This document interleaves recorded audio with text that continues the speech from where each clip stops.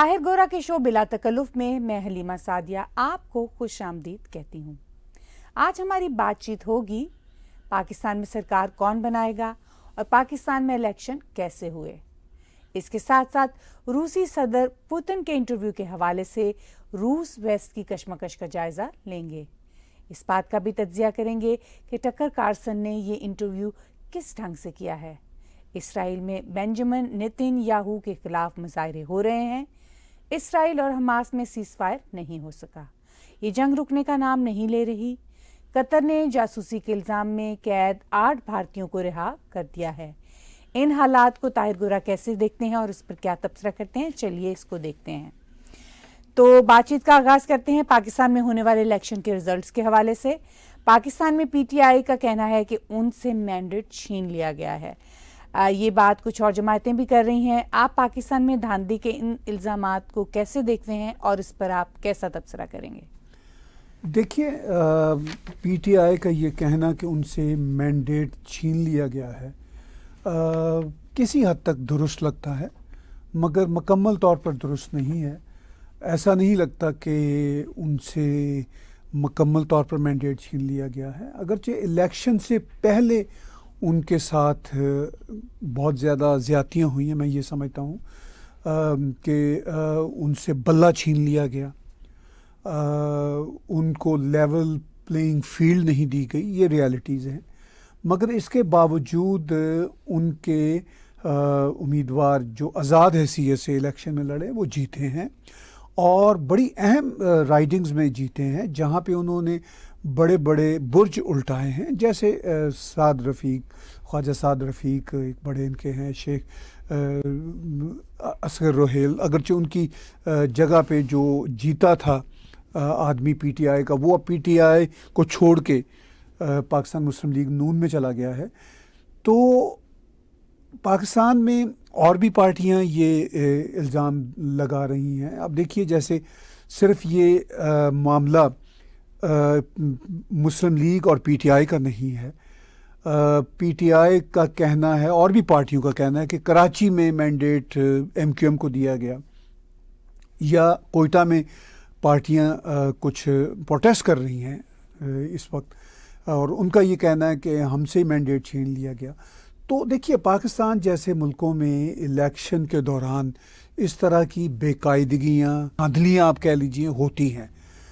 لیکن اگر ہم کینیڈا سے بیٹھ کے پاکستان کے الیکشن کا تجزیہ کریں، پوری دنیا کے جو آبزرورز کہہ رہے ہیں، ان سب کے کنسرن ضرور ہیں، مگر ایسا نہیں کہا جا رہا کہ جی یہ بالکل ہی دھاندلی والے الیکشن تھے۔ ٹوٹل کو دھاندلی تھی، مینوورنگ تھی، مینجمنٹ تھی، کچھ رائڈنگز میں جو ریزلٹس تھے وہ لگتا ہے کہ وہاں پہ انہوں نے مینوورنگ کی ہے، اپنی مرضی کے لوگوں کو تھوڑا بہت اونچا نیچا کر کے کامیاب کرایا۔ مگر پاکستان میں یہ پہلی بار تو نہیں ہو رہا۔ پی ٹی آئی جو الزامات لگا رہی ہے، خود پی ٹی آئی کے حق میں 2018 کے الیکشن میں بہت انجینئرنگ ہوئی تھی، بہت مینوورنگ ہوئی۔ 2018 کے الیکشن میں کیا ہوا کہ مبینہ طور پر کہا جاتا ہے، جس کو سلیکشن کہا جاتا ہے عمران خان کی، اس میں ووٹوں کے سلسلہ میں ڈبے بھرے گئے یا اس طرح کی باتیں کی جاتی ہیں، مگر واضح طور پر ثبوت کسی کے پاس نہیں ہے۔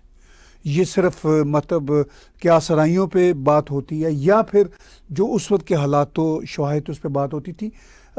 یہ ضرور ہوا کہ آرمی نے جو چھوٹی چھوٹی پارٹیوں کے لوگ تھے ان کو گھیر گھار کے اکٹھا کیا اور عمران خان کے ساتھ جوڑا، جیسے اس وقت BAP party, M Q M party, چھوٹی چھوٹی اور پارٹیاں جن کو آرمی گھیر سکتی تھی، ان کو اکٹھا کر کے عمران خان کے ساتھ جوڑا۔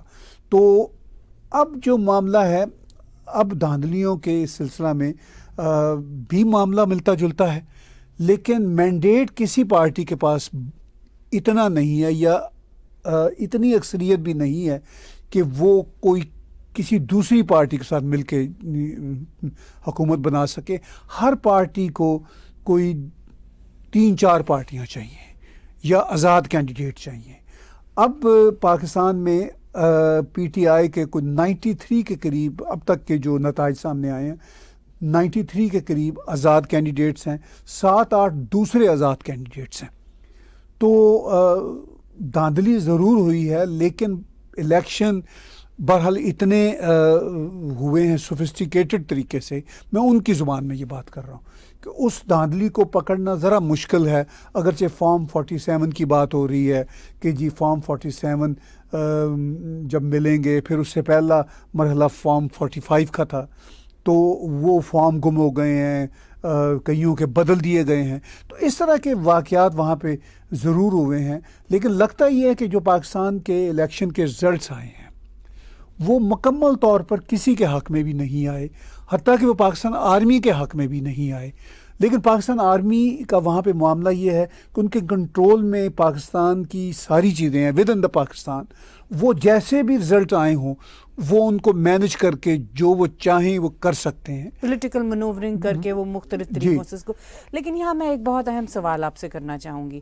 کولیشنز کی باتیں ہو رہی ہیں، تو کولیشن میں بار بار ایک بات دہرائی جا رہی ہے کہ عمران خان کی پارٹی جو ہے جس کے کہ اب آزاد امیدوار ہے، پی ٹی آئی تو اب ختم کر دی گئی نا، جب بلہ نشان ہی نہیں دیا گیا، ایک یونانیمس فیکٹر ہی نہیں ہوا، کہ وہ جس کے ساتھ بھی سارے، تو کیا سارے آزاد امیدوار کسی ایک پارٹی کے ساتھ کولیشن کر سکتے ہیں؟ کہ اس وقت جو کولیشن کی دعوت ہے سب کے ساتھ، وہ ڈپینڈ کرتا ہے کہ کون کس کے ساتھ نتھی ہو سکتا ہے. یہ پالیٹکس میں پوری دنیا میں جہاں بھی مائنورٹی گورنمنٹ بنتی ہے وہاں یہ نیچرل ہوتا ہے کہ بھئی اگر کوئی ایک پارٹی بھی سرکار بنانے کی پوزیشن میں نہ ہو تو وہ کولیشن اپنی ہم خیال جماعتوں کے ساتھ بناتی ہے.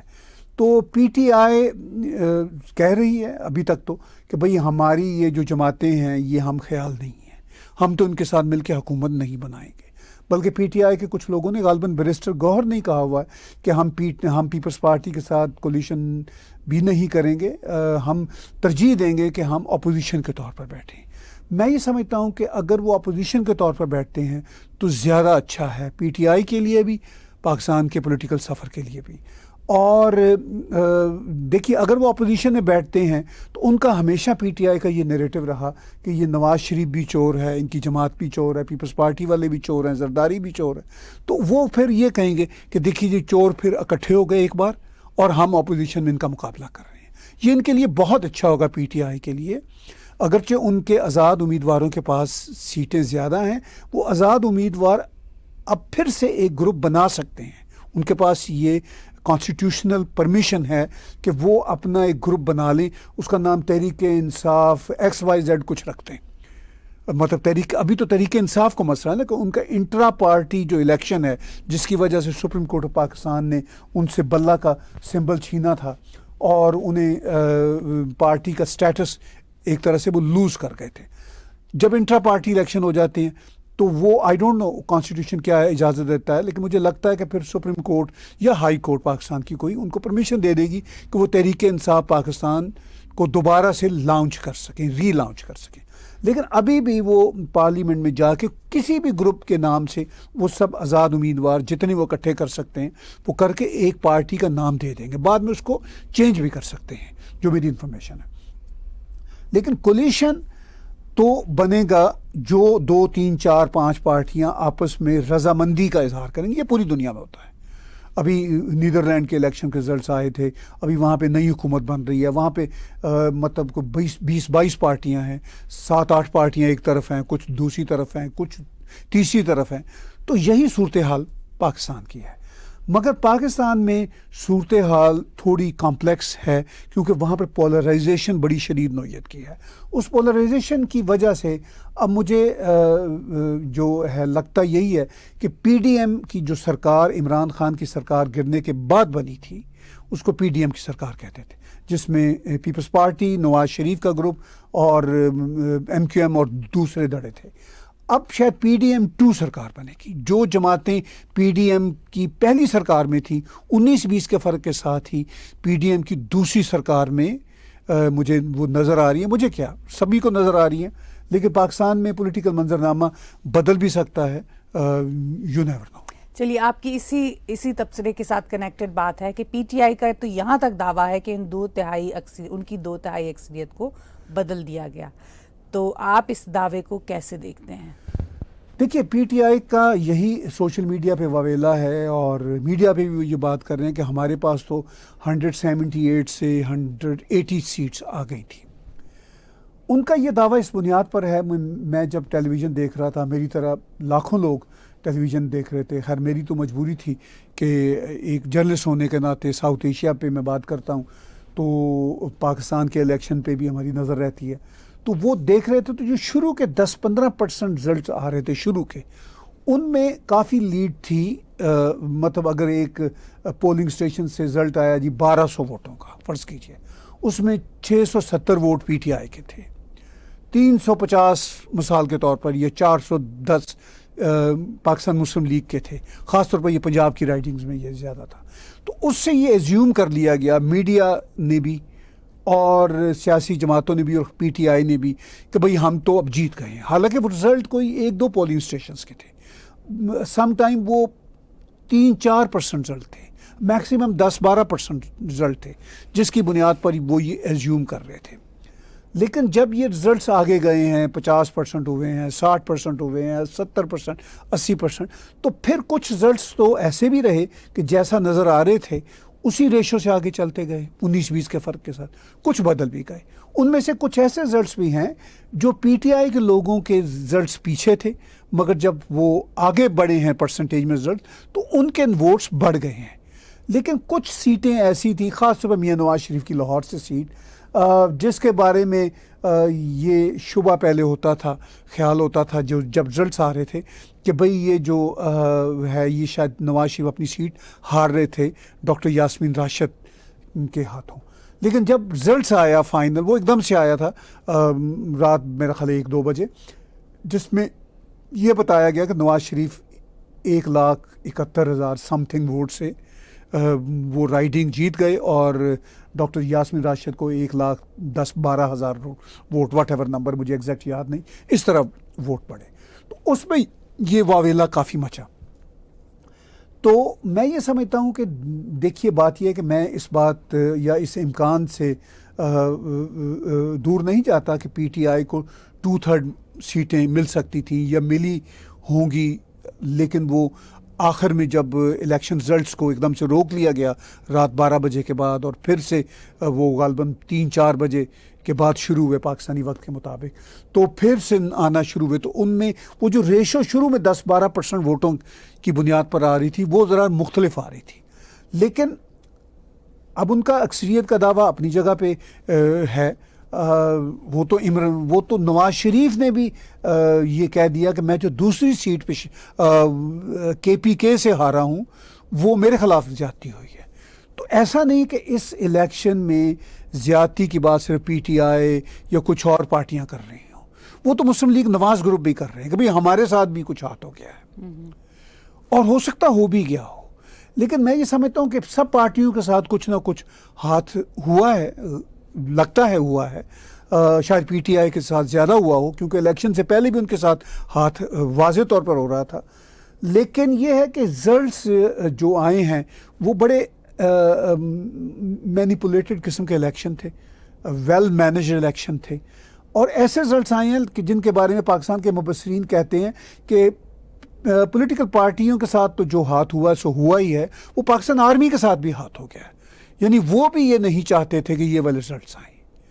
تو الیکشن جو ہے بہت انپریڈکٹیبل چیز ہے، جیسے سم ٹائم کرکٹ ہوتی ہے بہت انپریڈکٹیبل چیز، یا موسم انپریڈکٹیبل ہو جاتے ہیں. جب طوفان کی صورت ہوتی ہے تو پشین گوئی کچھ اور طرح کی ہوتی ہے اور کچھ اور طرح کا رزلٹ آتا ہے. تو بہرحال ان کا یہ دعویٰ کہ ان کی 2/3 اکثریت تھی، اس کو بدل کے کم کر دیا گیا. تو اس کا امکان ضرور موجود ہے، میں اسے انکار نہیں کرتا. لیکن جو شواہد ہیں وہ کم از کم مجھے یہ نہیں کنونس کرتے کہ 2/3 اکثریت لیتی پی ٹی آئی نظر آ رہی تھی. جتنی سیٹیں ان کے آزاد امیدواروں کو ملی ہیں، اس سے زیادہ ان کو غالباً ملی ہوں گی سیٹیں، اور مطلب اپنی پریکٹیکل حیثیت میں ووٹ ضرور پڑے ہوں گے، لیکن ووٹ کاٹے بھی گئے ہیں ان سے. لیکن یہ اب پاکستان جیسے ملکوں کی ڈیموکریسی میں ہوتا ہے.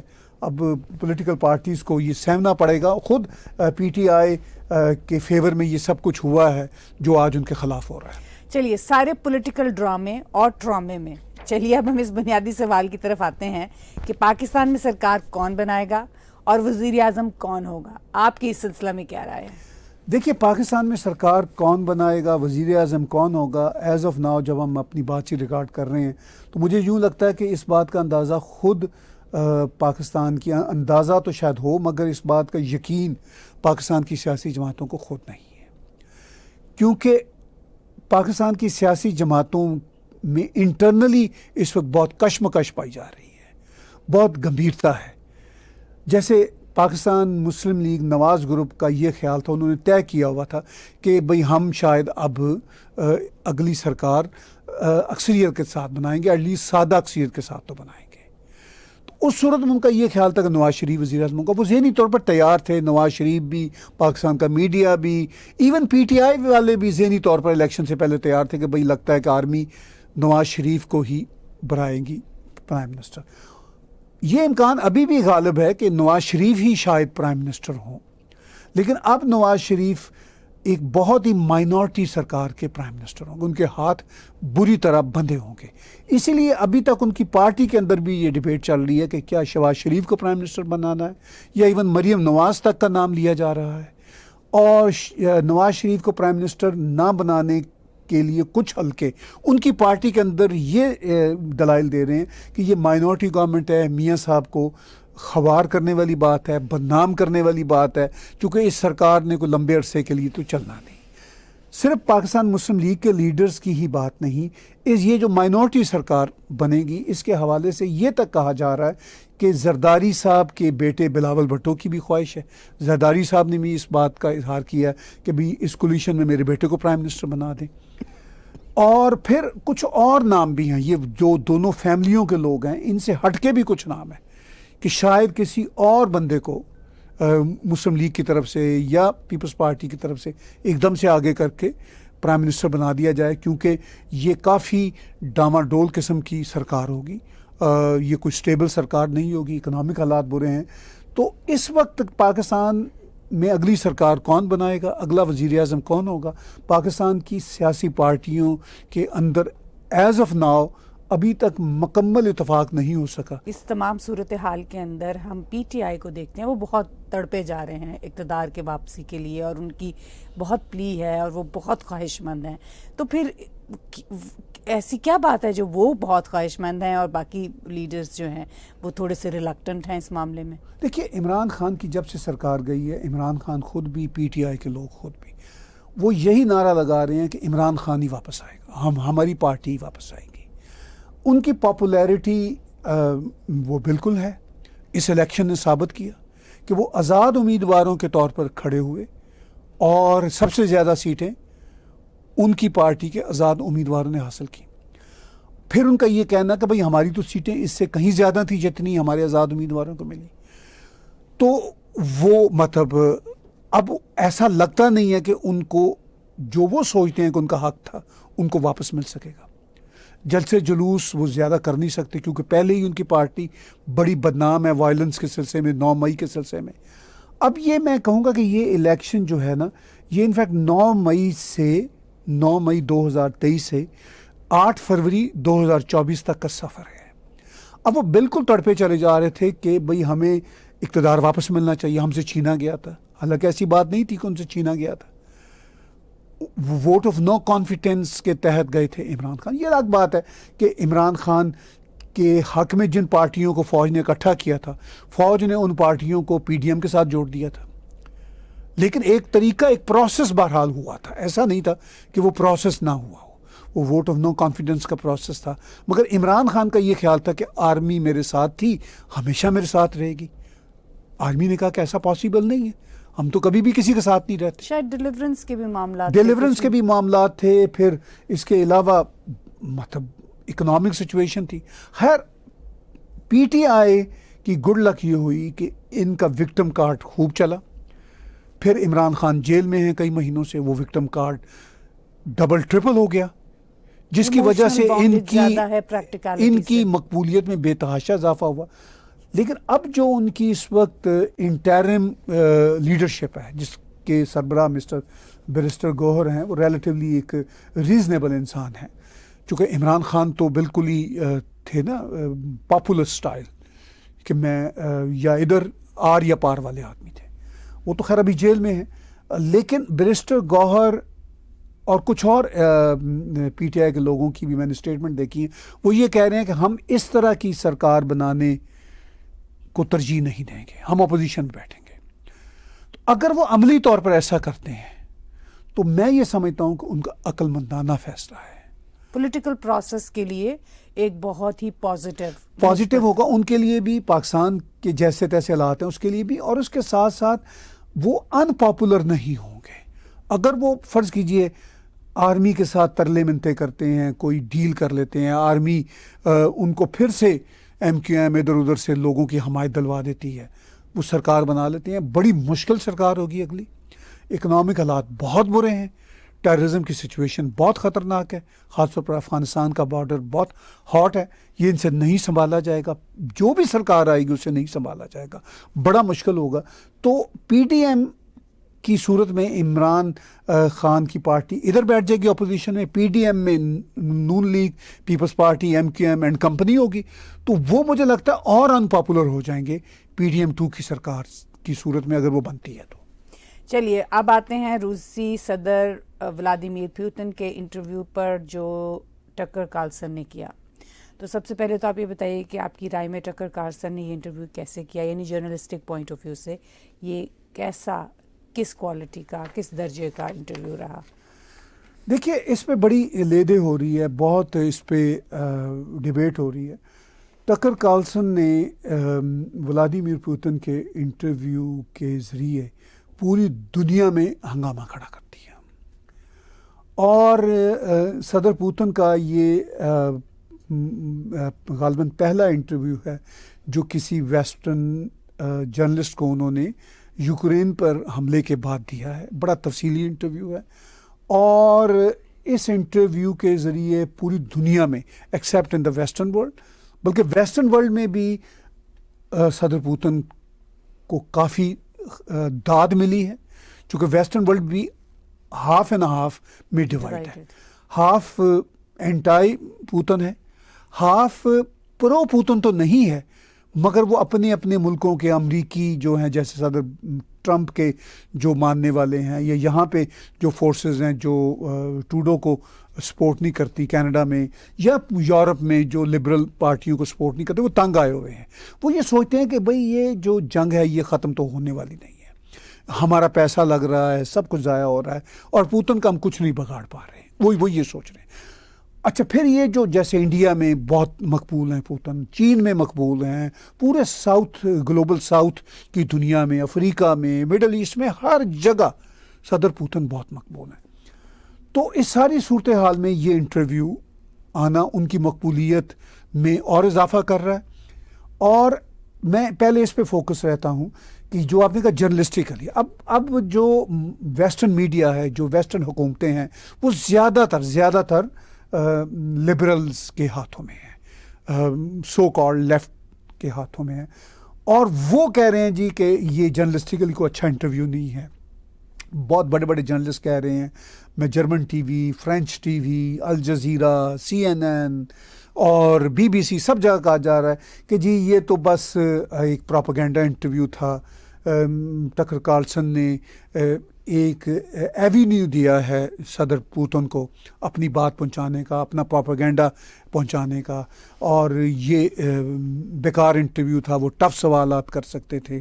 یہ کیا بات ہوئی کہ یہ انٹرویو جو ہے وہ اس طرح دے دیا. تو میں یہ سمجھتا ہوں کہ یہ جو مسئلہ ہے کہ یہ کہنا کہ جی ٹکر کارلسن کو گرلنگ کویسچنز کرنے چاہیے تھے. بھئی سوال یہ ہے کہ دیکھنے والی بات یہ کہ ٹکر کارلسن کس کا انٹرویو کر رہا ہے؟ روس کے صدر ولادیمیر پوتن کا کر رہا ہے. وہ کیوں انٹرویو دیں گے؟ وہ کیوں انہوں نے آج تک کسی کو انٹرویو نہیں دیا یوکرین پر حملے کے بعد؟ وہ گرلنگ کویسچنز کو پسند نہیں کرتے. اچھا پھر یہ جو گرلنگ کویسچنز ہوتے ہیں، یہ کوئی جرنلسٹک کرائٹیریا نہیں ہوتا. میں نہیں سمجھتا. یہ ڈپینڈ کرتا ہے کہ کس کے ساتھ آپ کا انٹرویو ہو رہا ہے. اب صدر پوتن تو کہہ رہے ہیں کہ بھائی میں تو صدر پوتن ہوں, اور انہوں نے شاید اپنا پریلوڈ جو انٹرویو میں دیا, انہوں نے یہی کہا کہ میں اپنا پوائنٹ آف ویو دینے آیا ہوں. میرا مقصد اس انٹرویو سے یہ ہے کہ میں اپنا پوائنٹ آف ویو دینا چاہتا ہوں. ہمارا روس کا سٹینڈنگ پوائنٹ کیا ہے, میں یہ دینا چاہتا ہوں. میں صرف گرلنگ پہ بات کر رہا ہوں کہ ڈپینڈ کرتا ہے کہ آپ کس کا انٹرویو کر رہے ہیں. میں چیلنج کرتا ہوں کسی ویسٹرنر جرنلسٹ کو کہ وہ محمد بن سلمان سے وقت لے کے دکھائے انٹرویو کا. وقت ہی نہیں ملے گا. وقت اگر ملے گا تو اس ایشورنس پہ ملے گا کہ سعودی سرکار کہے گی, میں ایک مثال دے رہا ہوں کہ آپ کوئی اسٹوپڈ سوال نہیں کریں گے. وہ جو اس کو کہتے ہیں نا گرلنگ کویسچنس, وہ ان کو اسٹوپڈ کویسچنس کہتے ہیں.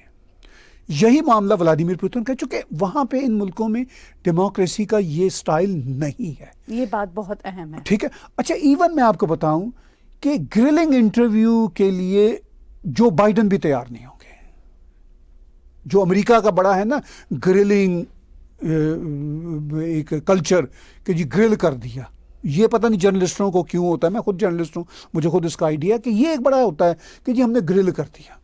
میں دعوے سے کہتا ہوں کہ کوئی گرلنگ کویسچنز پر بیس کرتا ہوا انٹرویو صدر بائیڈن کا کر کے دکھا دیں, وہ نہیں ہونے دیں گے. ٹھیک ہے. مطلب جب صدر ٹرمپ ہوتے تھے وہ نہیں ہونے دیتے تھے. صرف صدر ٹرمپ کا معاملہ نہیں ہے, صدر بائیڈن نہیں ہونے دیں گے. گرلنگ کویسچنز جو ہمارا جو کینیڈا کا پپو ہے جسٹن ٹروڈو, اس کا ذرا کر کے دکھا دیں. وہ کسی کو گھسنے نہیں دیں گے.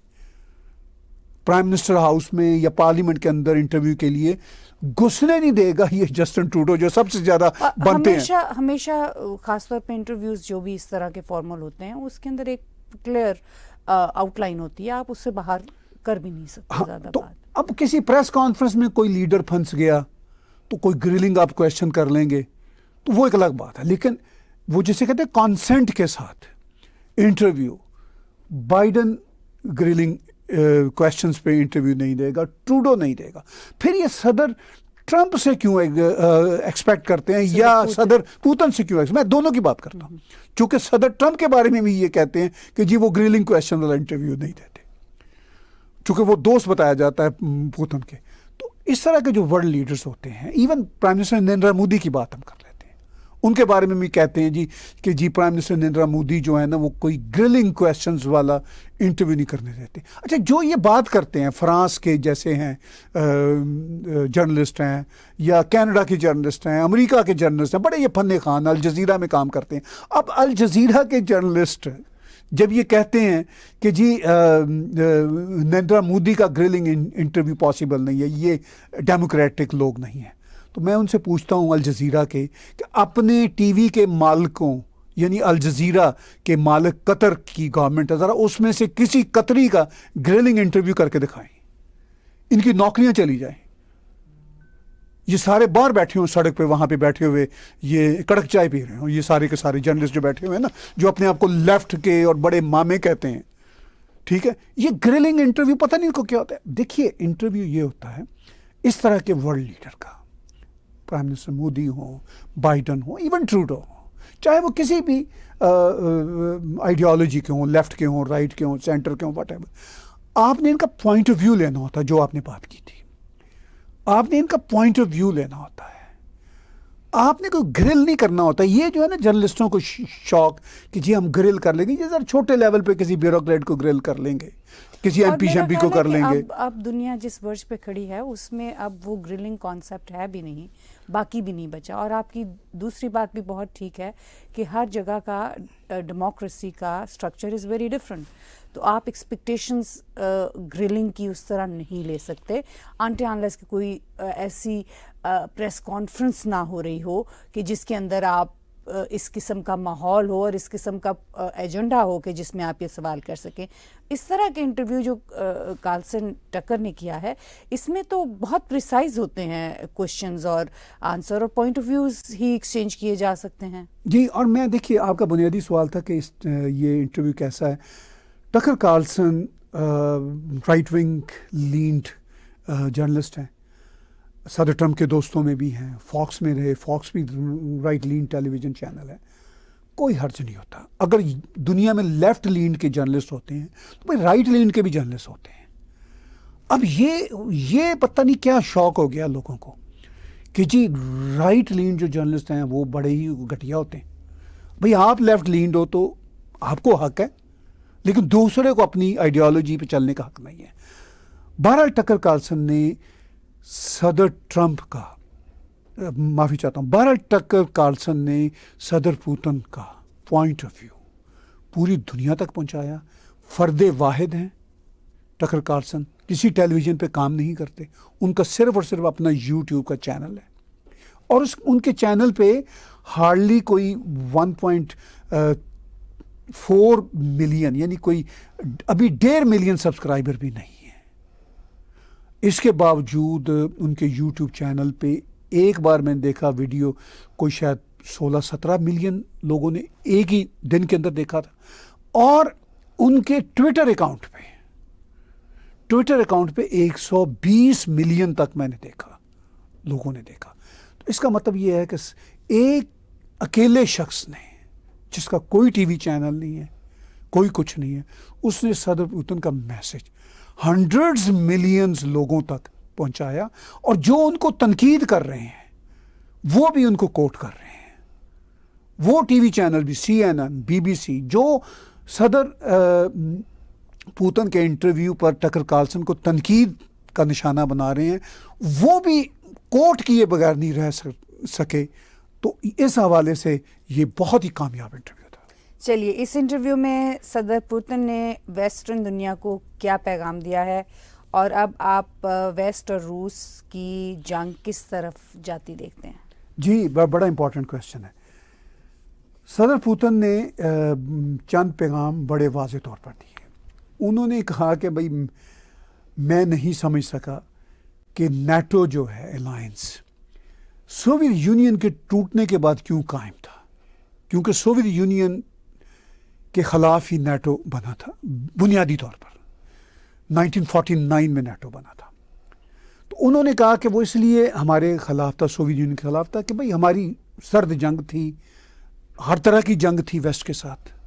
جب 1991 میں ہم ٹوٹ گئے، ہمارا نظام ختم ہو گیا، تو پھر نیٹو کی ضرورت تھی. اور خاص طور پر جب ہم مغرب کے ساتھ مل گئے، ہم نے جپھی ڈال لی مغرب کے ساتھ، ہم نے ساری پالیسیوں کے حوالے سے مغرب کے ساتھ کاروبار شروع کر دیا.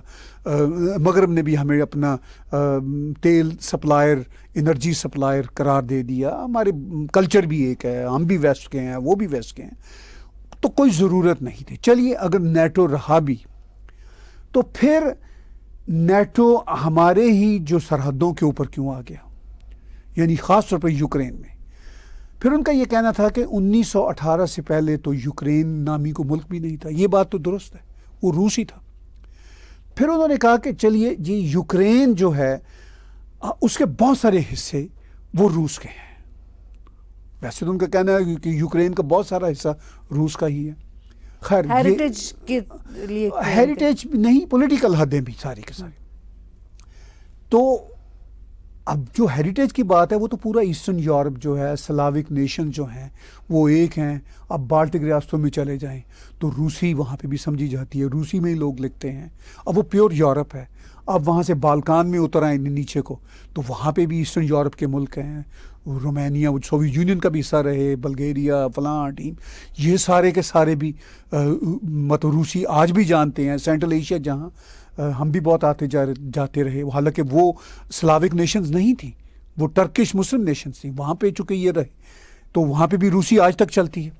تو صدر پوتن نے یہ کہا کہ بھائی ان کے جو خاص پیغامات تھے کہ بھائی یوکرین کے اندر جب مغربی تسلط بڑھا تو وہ صرف یوکرین کے لیے نہیں تھا، وہ ہمارے لیے بھی چیلنج تھا. اور میں مانتا ہوں صدر پوتن کی اس بات کو، چونکہ دیکھیے یوکرین میں مجھے یاد ہے وہ دو صدر ایک ہی نام کے ہوتے تھے، مجھے ان کا نام بھول رہا ہے. وہ آپس میں ایک پرو رشیا تھا 2000 غالباً 8-9 میں 7-8 کی بات ہے. وہ ایک پرو رشیا تھا، ایک پرو ویسٹ تھا. تو ان دونوں کی لڑائی چلتی رہی. اچھا اب یوکرین والوں کی یہ کوشش اور خواہش رہی کہ ہم یورپین یونین کا حصہ ہو جائیں، کیونکہ یورپین یونین ذرا وہاں پہ کول سمجھی جاتی ہے، امیر لوگ ہیں as compare to eastern Europe. East Europe کے بہت سارے ملک یورپین یونین کا حصہ بن چکے ہیں، کچھ ابھی بھی نہیں بنے. بالٹک ریاستیں بن چکی ہیں، لیٹویا ہے، اسٹونیا ہے، فن لینڈ ہے، یہ سب یورپین یونین کا حصہ ہے. غالباً فن لینڈ کے بارے میں شور نہیں ہوں، وہ شاید اسکینڈینیویا کا حصہ ہے، وہ ایک امیر ملک ہے، اور لیکن وہ بالٹک پٹی میں آتا ہے. تو اینی ہاؤ یہ جو سچویشن ہے یہ کافی گمبھیر ہو گئی وہاں پہ. تو صدر پوتن نے یہ میسج دیا ہے کہ بھائی امریکہ ہمارے اوپر مسلط آ گیا. اب جب کارلسن نے یہ پوچھا، ٹکر کارلسن نے یہ پوچھا کہ کیا آپ کی ایکسپینشنزم جس کو ویسٹ کہتا ہے وہ اور بڑھے گی، آپ پولینڈ پہ، لٹوانیا پہ، لٹویا پہ، استونیا پہ، لتھوانیا پہ حملے کریں گے؟ انہوں نے کہا مجھے کیا ضرورت پڑی ہے. انہوں نے کہا اگر وہ حملہ کریں گے تو پھر میں حملہ کروں گا، مجھے کیا ضرورت پڑی ہوئی ہے. انہوں نے کہا I have nothing to do with them. میں ان کی جو سوورن جو ہیں حدیں ان کو تسلیم کرتا ہوں. اس پہ اب ویسٹرن میڈیا اور ویسٹرن پولیٹیشین یہ کہہ رہے ہیں کہ صدر ٹرمپ نے ایسی بات تو یوکرین کے بارے میں بھی کی تھی. میرا خیال ہے کہ یہ ان کا ویسٹرن دنیا کا بھی غلط پروپیگنڈا ہے. صدر پوتن، میں بار بار ٹرمپ کہہ رہا ہوں، صدر پوتن نے ہمیشہ یوکرین کے حوالے سے سخت تحفظات کا مظاہرہ کیا، اور وہ اس کو کلیم کرتے ہیں، وہ ابھی بھی اس کو کہتے ہیں کہ یہ روس سے کبھی بھی باہر نہیں رہا. مطلب اگر وہ پورا یوکرین نہیں کہتے لیکن ایسٹرن یوکرین کی بات کرتے ہیں، اور وہ کہتے ہیں جی ایسٹرن ساؤدرن جو یوکرین ہے وہ کہتے ہیں یہ ہمارا حصہ ہے. انہوں نے کریمیا جو ایک علاقہ تھا اس کو غالباً 2014 میں الگ بھی کر دیا تھا. پھر ابھی انہوں نے یہ ڈان باس اس طرح کے جو علاقے ہیں، جب یہ حملہ بھی کیا تھا 2 سال پہلے تو کچھ علاقے وہاں پہ ایسے تھے جو قبضہ کر لیا. انہوں نے کہا کہ اب میں ان علاقوں کے رہنے والوں کو رشین سٹیزن شپ دینے کا اعلان کرتا ہوں. تو دیکھیے پیغامات ایک تو یہ ہے کہ وہ دنیا کو انہوں نے اپنا پوائنٹ آف ویو دیا سب سے بڑا. دوسرا نیٹو کے حوالے سے انہوں نے یہ کہا. پھر جو امپورٹنٹ بات تھی وہ یہ تھی کہ انہوں نے یہ پیغام دیا کہ میں کوئی انٹرسٹڈ نہیں ہوں دوسرے ملکوں پہ قبضہ کرنے کے حوالے سے، میرا صرف یوکرین کے کچھ علاقوں کے حوالے سے یہ دعویٰ ہے. پھر اس نے کہا، پوچھا ٹکر نے کہ یہ جنگ ختم ہو سکتی ہے. اس نے کہا یہ امریکہ اور ویسٹ یوکرین کو ہتھیار دینا بند کر دیں، جنگ ختم ہو جائے گی. تو اس میں انہوں نے ایگزٹ اسٹریٹجی دی ہے صدر پوتن. یہ ایک اہم پیغام ہے کہ اس جنگ سے کیسے باہر نکلا جا سکتا ہے. اب دیکھیے دنیا میں دیکھنے کی حد تک جو دکھاوے کا پورا کھیل ہے اس میں تو یہی ہے کہ صدر پوتن نے جو باتیں کی وہ ویسٹ کو بری لگی، لیکن انفیکٹ ویسٹ یہ دیکھ رہا ہے کہ اس انٹرویو کے ذریعے صدر پوتن کی باڈی لینگویج کیا تھی اور ان کو ڈائریکٹ میسج کیا مل رہا ہے. اگرچہ انہوں نے کہا ہے صدر پوتن نے کہ امریکہ کے ساتھ بیک ڈور بات چیت ابھی بھی چل رہی ہے اتنے سخت حالات میں، یہ انہوں نے کہا ہے.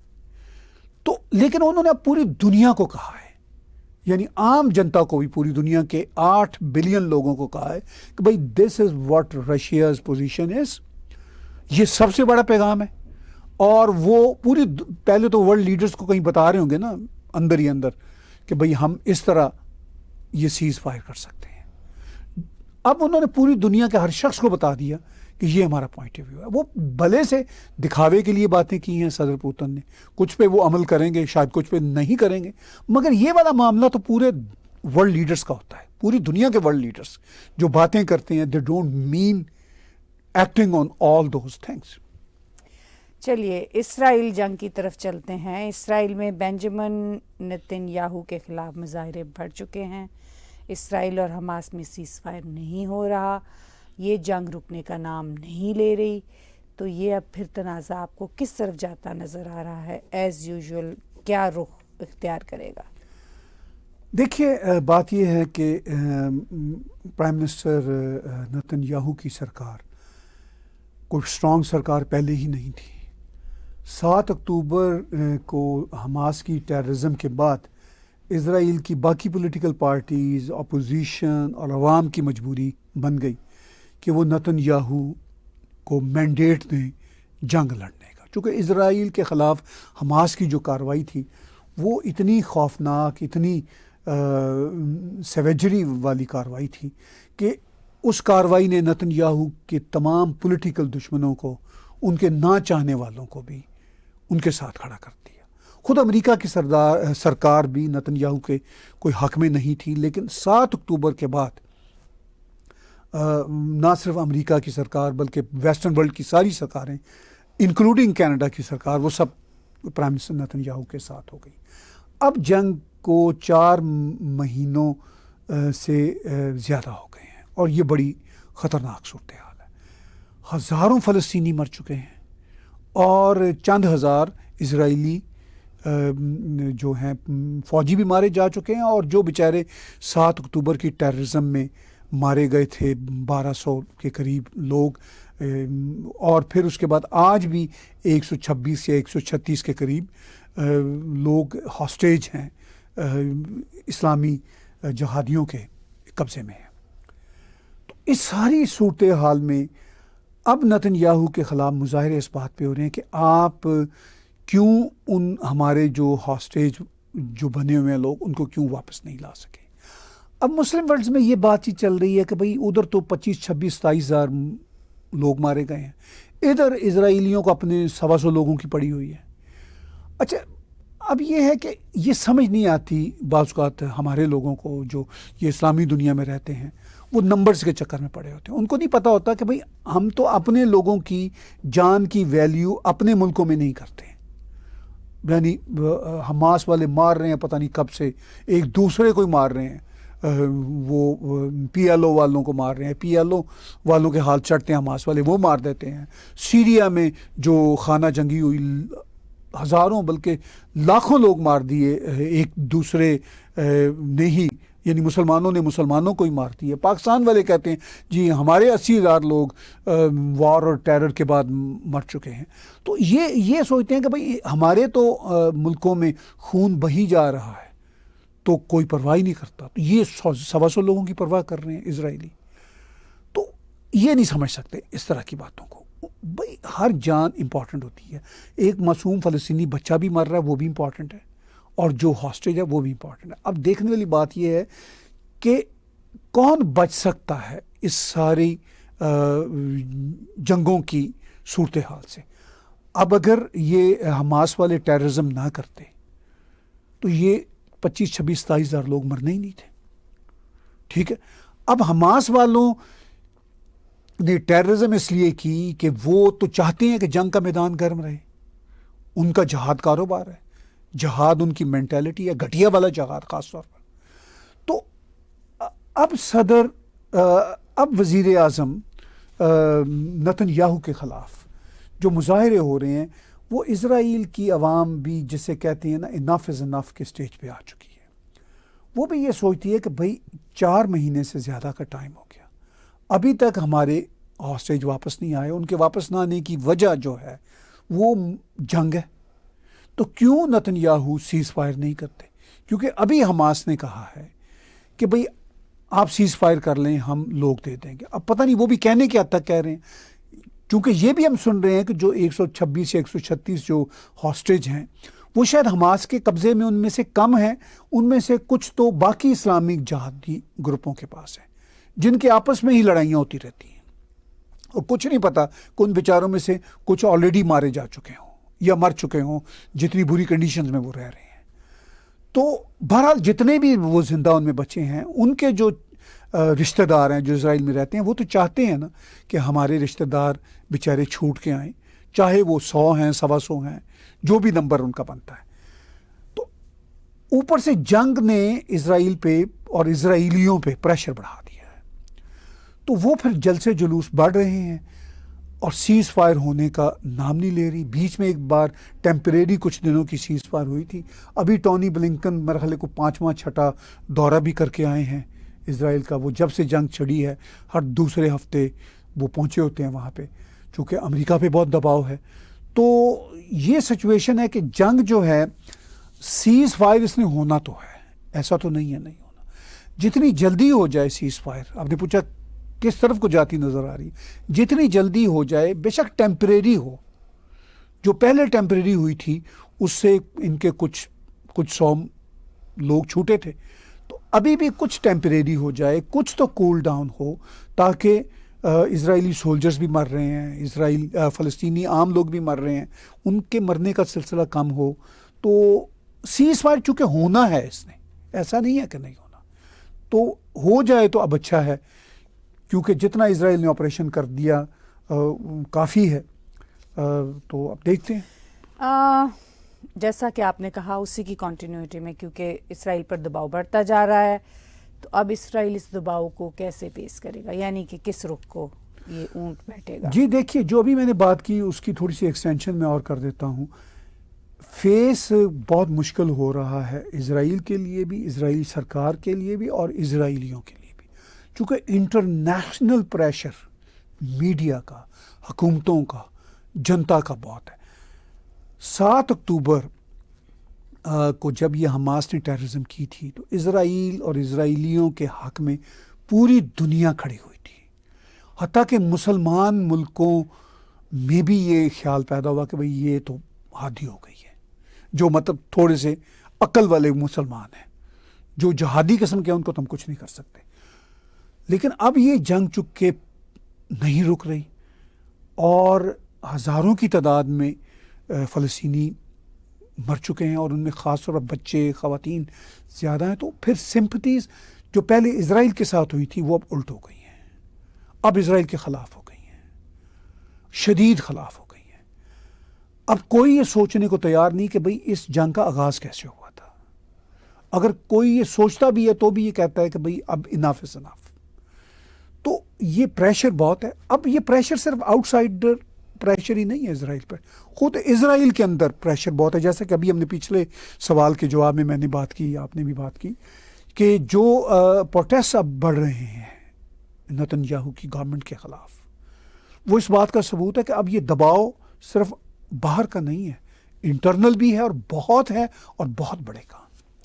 چلیے اب آتے ہیں قطر کی طرف. تو قطر نے 8 ریٹائرڈ انڈین نیول آفیسرز کو جاسوسی کے ایک مقدمے سے بری کرتے ہوئے رہا کر دیا ہے. ان آفیسرز پر اسرائیل کے لیے جاسوسی کرنے کا الزام تھا. تو اس پہ تبصرہ کیجئے کہ یہ کیا صورتحال ہے؟ جی بڑا یہ الارمنگ مسئلہ تھا. مجھے یاد ہے کہ جب چند مہینے پہلے قطر کی سرکار نے بھارت کے 8 ریٹائرڈ نیول آفیسرز جو قطر کی نیوی میں یا نیوی سے ریلیٹڈ تنظیمات میں وہ کام کرتے تھے, کنسلٹنسی کرتے تھے, اپنی ایکسپرٹیز دیتے تھے, ان کو گرفتار کر لیا تھا غالباً 1.5 سال پہلے. پھر ان پہ مقدمہ چلا. مقدمہ کیا تھا کہ یہ اسرائیل کے لیے جاسوسی کر رہے ہیں. پھر قطر کی سرکار نے وہ ثابت کر دیا ایویڈنسز سے. وہ ان کی اپنی ایویڈنسز, آئی ڈونٹ نو اس میں کتنا سچ ہے, کیا ریالٹی ہے, لیکن وہ جب ثابت ہو گیا تو ان 8 انڈین نیول آفیسر, ریٹائرڈ نیول آفیسرز کو پھانسی کی سزا ہو گئی تھی. یہ ایک بہت بڑا لمحہ فکریہ تھا. بھارت کے جو خاص طور پر جو لیفٹ کے لوگ ہیں, جو پرائم منسٹر نریندر مودی کے بہت خلاف ہیں, تو انہوں نے بہت آ کے سوشل میڈیا پہ شور مچایا کہ بڑے دعوے کرتے تھے مودی جی کہ ہمارے بڑے اچھے عربوں کے ساتھ تعلقات ہو گئے ہیں, ذرا بتائیں اب کہ کہاں اچھے تعلقات ہیں. وہ تو 8 انڈین نیشنلز کو قطر نے سزائے موت دے دی. تو بھارت کی منسٹری آف فارن افیئرز نے بہت ڈیلیکیٹلی اس کو ہینڈل کیا. پھر پرائم منسٹر نریندر مودی نے پرسنل انٹرسٹ لے کے کئی بار پیغام قطری رہنماؤں تک پہنچایا. پھر جب ان کی ملاقاتیں بھی ہوئی ہیں غالباً اس عرصہ کے دوران, میرے خیال 2-3 ہوئی ہیں, تو کہا جاتا ہے کہ انہوں نے ذاتی طور پر اس پہ کہا. تو پھر غالباً کوئی 2 مہینے پہلے قطر کی سرکار نے یہ کہا جی ہم سزائے موت کو ختم کر دیتے ہیں, ہم کچھ سالوں کی سزا ان کو دے دیتے ہیں. 1-2 کو شاید عمر قید کی سزا تھی, کچھ کو 10 سال 15 سال, اس طرح کا سین بنا. پھر اب یہ بھارت کے لیے خوشخبری آئی 1-2 دن پہلے کہ جی سب کو رہا کر دیا ہے. اور رہا ہونے کے بعد وہ 8 میں سے 7 تو غالباً انڈیا واپس چلے گئے ہیں. اور شاید جب یہ ہمارا شو آن ایئر جائے تو شاید جو 8ویں صاحب ہیں وہ بھی شاید تب تک انڈیا واپس جا چکے ہوں گے. لیکن جو خبریں ہمیں مل رہی ہیں انٹرنیشنل میڈیا کے راہیں وہ یہ ہے کہ 8 کے 8 کو اس مقدمے سے بری کر دیا ہے. تو یہ ایک بڑی امپورٹنٹ. भारत में कतर की जेल से रिहा होने वाले लोगों के लिए प्राइम मिनिस्टर नरेंद्र मोदी की ज़ाती तौर पर शुक्रगुजार हैं। इस हवाले से आप इस केस को कैसे देखते हैं? जी, जैसा मैंने अभी पीछे कहा, ये प्राइम मिनिस्टर नरेंद्र मोदी के पर्सनल जो एफर्ट्स हैं, लगता यही है कि उनकी बिना पर ये इतना बड़ा केस जो था, उन 8 नेशनल्स की सज़ाए मौत, फिर उम्र कैद, फिर चंद साल की सज़ा, फिर मुकम्मल रहाई की खुशखबरी, ये प्राइम मिनिस्टर नरेंद्र मोदी की कोशिशों की वजह से ही लगता है मुमकिन है। हत्ता कि इस बात का इजहार जो भारत में वापस पहुँचे हैं इन्हीं नेवल ऑफिसर्स को जो कैद से छूट के वापस पहुँचे हैं, उनमें से चंद एक ने मीडिया के साथ बातचीत करते हुए कहा भी है कि अगर prime minister Narendra Modi personally intervene ना करते, इस मुकदमा में अपनी दिलचस्पी ना दिखाते, तो ऐसा नहीं होना था। तो अब जो critic prime minister Narendra Modi को अटैक कर रहे थे कि देखिए जी, प्राइम मिनिस्टर नरेंद्र मोदी के तो बड़े दावे थे कि जी मेरे अरबों के साथ बहुत अच्छे ताल्लुकात हैं, ज़रा आप छुड़ा के दिखाए, तो अब उनके सारे की सारी जो क्रिटिक है या जो उछल कूद है वो धरी की धरी रहेगी। तो प्राइम मिनिस्टर नरेंद्र मोदी के लिए ये एक बड़ा इम्पॉर्टेंट है, भारत के लिए बड़ी खुशी की बात है कि उनके जो 8 नेवी के ऑफिसर्स थे जो रिटायर्ड थे वो बाइज़्ज़त रिहा होकर वापस आ गए हैं। तो ये जो एलिमेंट है, अब प्राइम मिनिस्टर नरेंद्र मोदी जो अगला इलेक्शन है उसमें भी उनको फ़ायदा देगा, इनडायरेक्टली भी डायरेक्टली भी। अगरचे प्राइम मिनिस्टर नरेंद्र मोदी ने ये सब कुछ इलेक्शन के फ़ायदे के लिए नहीं किया, ये मैं समझता हूँ। उन्होंने वो उनका मिशन ही ऐसा होता है, वो अपने लोगों को जहाँ कहीं वो फंसते हैं बचाना चाहते हैं। और तो प्राइम मिनिस्टर नरेंद्र मोदी को इस बात की वजह से इंटरनेशनली भी बहुत सराहा जाएगा और उनको बहुत दाद मिलेगी इंटरनेशनली भी। पूरा इंटरनेशनल मीडिया भी अब ये कहने जोगा नहीं होगा कि भारत और प्राइम मिनिस्टर नरेंद्र मोदी अपने लोगों को बचा के लाने में कामयाब नहीं हुआ। तो ये बहुत बड़ा बेंचमार्क है भारत के लिए, भारतीय लोगों के लिए और बीजेपी की सरकार के लिए। चलिए, आज के बिला तकल्लुफ़ तबसरों के लिए बहुत बहुत शुक्रिया। आज का बिला तकल्लुफ़ शो मेरे और ताहिर गोरा के साथ देखने का बहुत शुक्रिया। आप हमारे टैग टीवी के यूट्यूब चैनल को सब्सक्राइब कीजिए।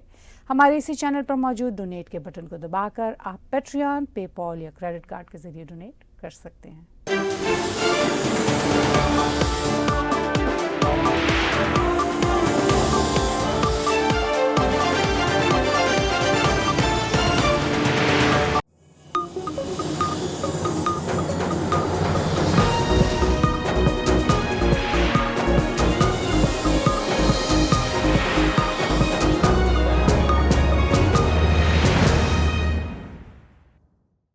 Subscribe Tag TV YouTube channel and press the notification button.